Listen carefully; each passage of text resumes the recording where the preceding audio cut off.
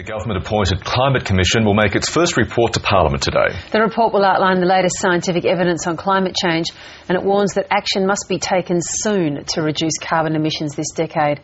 For more, climate scientist Will Steffen is the author of the report, and he joins us now from Canberra. Will Steffen, good morning, and thanks for joining us. Good morning, Virginia. This report is very clear when it comes to what it believes is unequivocal science, that the consensus is there that the globe is warming and warming substantially, and that the debate's been dominated in Australia by some rather ill-informed people. Do you hope or do you believe that this report ends that debate and ends that discussion? Well, I hope this report goes a long way toward reorienting the discussion toward what really is the critical message, which is time is running out. And if we are to keep climate change to a manageable level, we do need to get emissions turning downward quite strongly this decade. So we need to get action moving on climate change just as soon as possible. Can I get you to clarify a couple of points that are made in the report that, Absolutely. that are key to that argument that you say you hope to start? One observation, reducing emissions of CO2 does not reduce or stabilise its concentrations in the atmosphere. It slows the rate of increase of CO2. To stabilise the concentration of CO2, that requires emissions to be reduced to very near zero. That's a big ask of a community like Australia, and we seem to be nowhere near that. So if we don't, what happens? Well, that's a big ask for the global community. This is a global problem, of course, and Australia needs to do its fair share. But yes, if you want to stabilise concentrations of CO2, you've got to get emissions to near zero. And that's a big ask, of course. However, there are a lot of technologies out there in other parts of the world that are developing rapidly, clean energy sources, new ways of transportation, much more efficient built infrastructure. We've gone through industrial transformations before as a human society. And what we need now over the next half century is the next industrial revolution toward very clean energy sources and very efficient built infrastructure. I think it is achievable, but the point we make in this report is we've got to get started on that pathway as soon as possible. The investment decisions we make this decade will be absolutely critical to meeting that goal.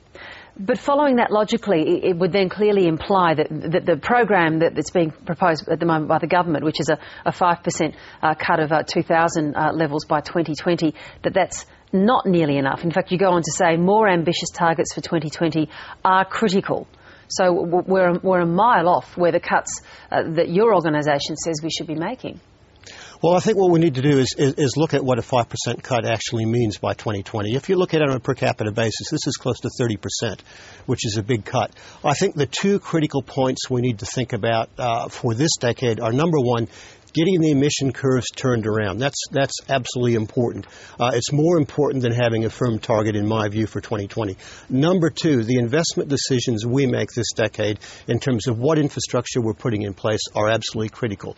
We need to move away from fossil fuel-emitting infrastructure this decade, and as we roll out over the next decades new infrastructure, it needs to be moving strongly toward clean energy sources. Explain that a little more to us. Why are those targets and timetables? Why is that less important than, as you say, to use that phrase, bending emission trajectories downwards? Aren't they one and the same thing, or at least linked? They're certainly linked, but I think the importance is to get the momentum moving towards deep cuts as we go forward. You have to remember that we're on an upwards trajectory. To turn that around in under 10 years, because we're now in 2011, to turn that around is a big ask. It's an important task. We've got to do that first. So I think we really need to focus very strongly on getting emissions turned around. And as I said, if we can get emissions down 5% below 2000 levels, that's a per capita emission cut of close to 30%. That's a big ask. More importantly, it gets the trajectory moving in the right direction, gets momentum built up, gets confidence that we can decarbonize our economy. And this is really what we need to focus on. You know that this whole issue, this whole debate has become an intensely political one. You're not naive about that, I'm sure. And this is going to be, of course, this is going to be read very politically, this report, notwithstanding the argument that you want to start. So is it possible then to read an observation like this in your report? The offset approach, if poorly implemented, has the potential to lock in more severe climate change for the future. Is it possible to read that as a criticism of, say, a direct action program as outlined by Tony Abbott and the opposition? That statement is based clearly on the science. And what we try to make absolutely clear in this report is we go right back to the fundamental science. And it's important that these scientific understandings and principles inform policy development, no matter what side of politics it's on.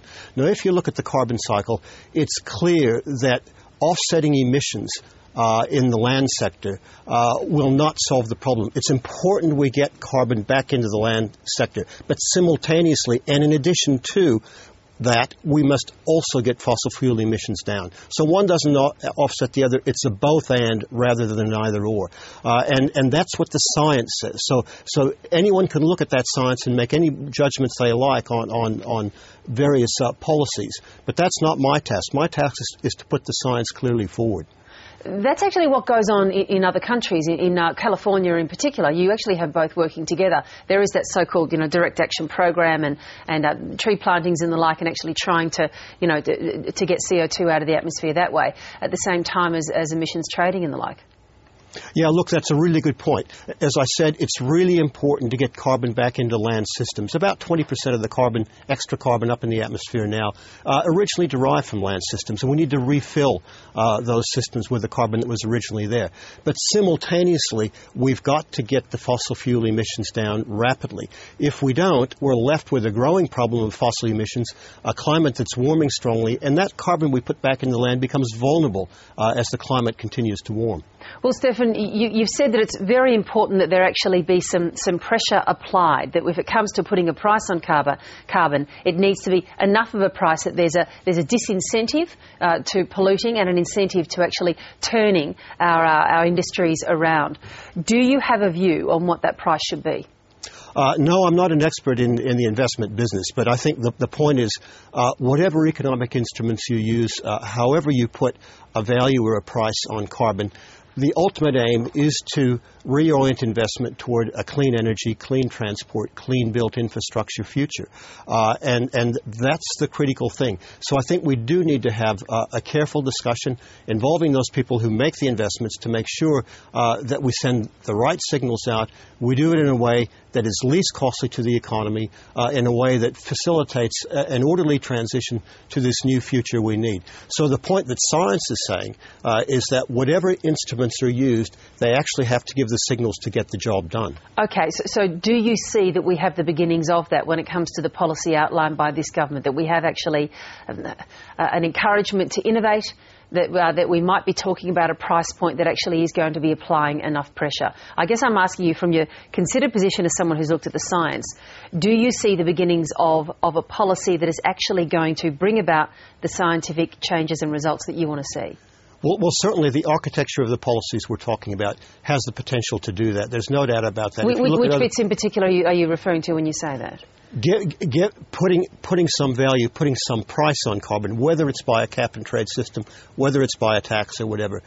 Economists tell me quite clearly that the best way to get these changes we need, to get this investment moving in the right direction, is to send a clear signal that continuing to invest in fossil fuel intensive technologies is going to cost a lot. And it's much better to invest in different directions. Now, to do that in a free market economy, which we have, you need to have a price signal.